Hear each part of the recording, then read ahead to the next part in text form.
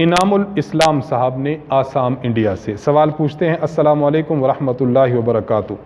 वालेकुम अस्सलाम वरहमतुल्लाहि वबरकातुहू। मुफ्ती साहब, मेरा सवाल ये है कि हमारे यहाँ मसाजिद में तकरीबन आधा या 1 इंच की फ़ोम पर नमाज़ पढ़ी जाती है, तो क्या उस पर नमाज हो जाती है? अगर साथ हवाला हो तो मेहरबानी होगी।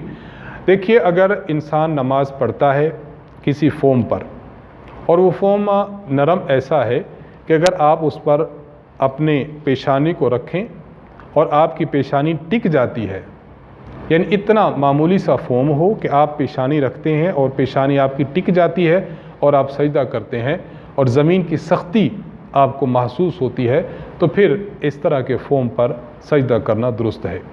अगरचे आप देखते हैं कि वो नरम है, लेकिन आप सर को थोड़ा सा दबाते हैं, थोड़ा प्रेशर देते हैं तो आपका सर टिक जाता है, तो फिर नमाज ऐसे फ़ोम पर दुरुस्त है।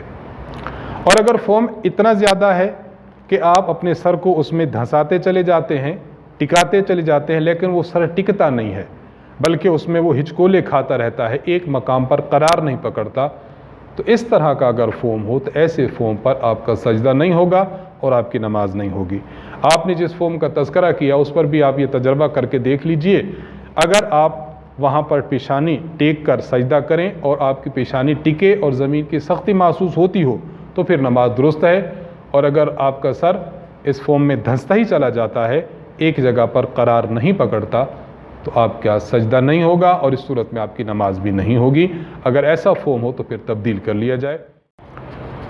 जो अहबाब हमें अपने सवालात भेजना चाहें, हमारा ईमेल एड्रेस नोट फरमाएँ।